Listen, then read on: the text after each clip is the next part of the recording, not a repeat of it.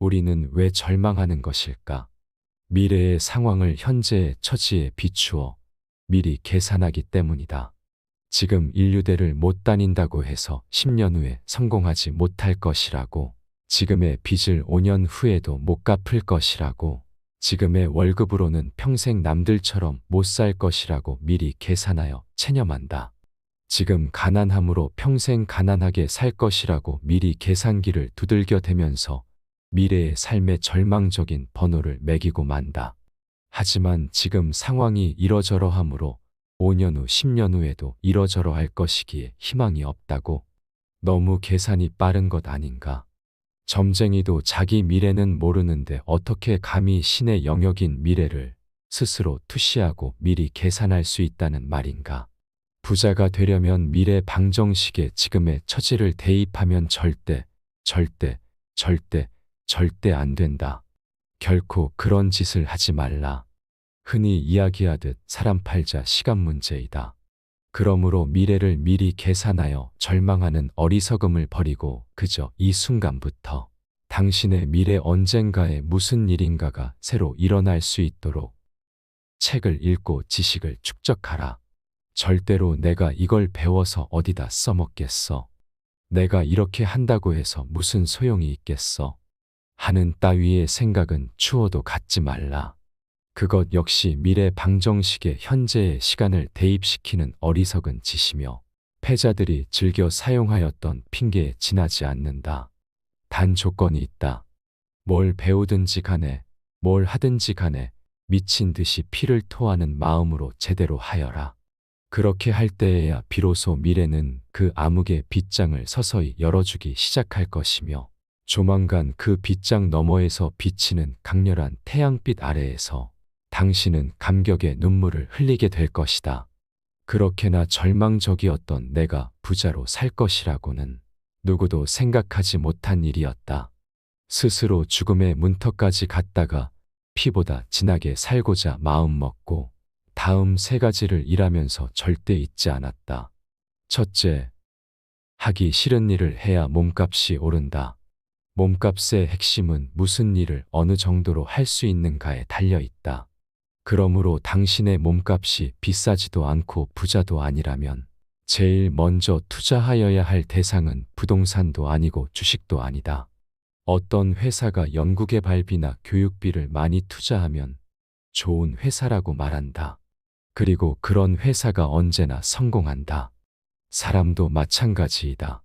자기 투자를 하여 당신을 비싸게 만들어라. 그래야 몸값이 올라간다. 몸값은 이론을 많이 아는 것이 아니라 실무적으로 잘 알아야 올라간다. 그러기 위해서는 현재 하고 있는 일에 대하여 귀신이 되어야 하고 그 다음은 지금 당장은 필요 없는 다른 일들도 알아야 한다. 그래야 관리할 능력이 생긴다. 그 어떤 투자 재테크보다도 이것이 가장 중요하다. 몸이 피곤하다고? 월급이 적어서 공부할 마음이 안 생긴다고? 해보았자 소용이 없을 것이라고? 노력이란 당신이 좋아하는 것을 더 많이 하는 것이 아니라 당신이 이런 핑계 저런 핑계를 대면서 하기 싫어하는 것을 더 많이 하는 것을 의미한다. 그렇다. 노력이란 싫어하는 것을 더 열심히 하는 것이다. 좋아하는 것을 더 열심히 하는 것은 노력이 아니라 취미 생활일 뿐이다. 노력하라. 기회는 모두 제공되지만 그 보상은 당신의 노력 여하에 따라 차등적으로 이루어짐을 명심하라. 둘째, 일의 대가는 질로 따져야 하고 노력한 만큼의 대가는 반드시 주어진다. 수많은 사람들이 나는 받는 돈만큼만 일할 것이며 그 돈은 내가 일한 시간과 비례하여야 한다고 생각한다. 돈주머니를 가진 입장에서 볼 때 대부분은 언제라도 즉시 다른 사람으로 대체시킬 수 있는 정도의 일만 한다. 받는 대가가 얼마이므로 그 이상을 하게 되면 손해라고 생각하기 때문일까? 바로 그런 생각이 가난으로 가는 고속도로 행임을 명심하라. 자, 이제 몇 시간을 일하고 얼마를 받는지는 잊어버려라. 일의 질적인 결과에만 관심을 두어라. 몇 년 후에 받게 될 때에 걸맞은 일솜씨를 지금 먼저 보여주어라. 부자가 아니라면 가진 것은 몸과 시간밖에 더 있겠는가? 그것들을 바쳐 일의 질을 높여라. 그렇지만 직장 생활을 하면 부자가 되지 못한다고? 아니다. 직장에서 일을 잘하지 못하면 직장 밖으로 나가도 부자가 되지 못한다고 해야 한다. 일을 못하면 직장 밖으로 나가도 절대 성공할 수 없기 때문이다. 결국 직장 생활을 잘하여야 부자가 될 수 있는 법이다. 중요한 것은 직장 생활 자체가 아니라 일이다. 일을 잘하는 사람은 직장을 그만두고 사회로 나와도 일 잘한다는 평가를 받게 되므로 대가를 더 받게 되기 때문이다. 문제는 그 시기가 당신이 생각한 시간보다 더 미래에 있다는 점이다. 이것을 나는 보상의 수레바퀴는 천천히 돈다. 가속도가 붙기까지는 이라는 말로 표현한다. 하지만 사람들은 겨우 몇 개월 열심히 일하여 보고 대가가 즉시 주어지지 않으면 실망하여 곧 일하는 본성을 드러낸다. 나는 이런 얄팍한 태도를 가진 사람들을 한두 번 본 것이 아니다. 며칠 밤 새워 일을 하게 되면 자신의 월급이 그 다음 달로 인상되기를 바라는 이 조루증 환자들아.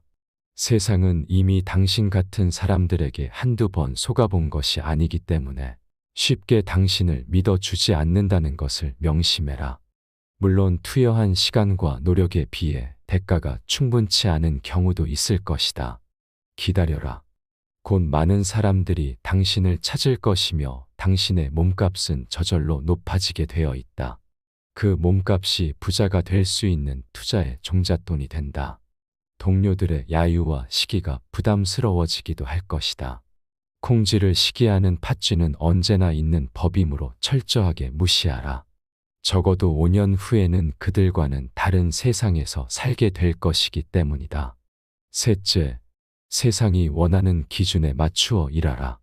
어느 직업을 가졌든 세상으로부터 더 많은 경제적 대가를 얻어내려면 그 대가를 결정하는 세상이 무엇을 원하는지를 알고 있어야 한다. 사업을 하면서 수많은 사람들을 겪어본 경험에 의하면 가장 골치 아픈 직원은 자기 기준으로 일하는 사람이다. 이들은 자기 나름대로는 최선을 다하였다고 생각한다. 하지만 기억해라. 당신이 최선이라고 생각하는 방법이 실은 어리석음의 총체적 집합일 수도 있다는 것을 말이다. 세상이 원하는 것이 무엇인지도 모르는 채 자기 최면에 빠져 살게 되면 돌아오는 것은 실패와 좌절뿐이다.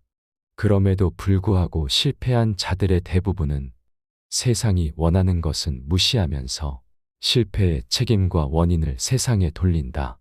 세상이 불공평하다느니, 세상이 썩었다느니, 세상이 학벌이나 인맥 등으로만 이루어져 있다느니 등등 실패한 자들의 핑계는 길고 긴 레퍼토리를 이룬다. 명심해라. 성공한 자들은 어떤 일이 잘못되면 그 책임과 원인을 자기 자신에게서 찾는다. 절대 세상 속에서 핑계를 찾지 않는다는 말이다. 적토마는 홍당무가 없어도 잘 달린다. 세상이 원하는 자세로 일하는 태도는 뼛속 깊은 곳에 자리 잡은 인식에서 나오는 것이며 눈앞에 홍당무가 탐이 나서 나오게 되는 행동과는 그 질이 다르기 때문이다. 이제 무슨 일을 하건 당신의 기준을 바꾸어라. 당신이 정한 기준으로는 절대로 부자가 되지 못한다. 부자들은 세상이 원하는 기준으로 일을 하여 온 사람들이다.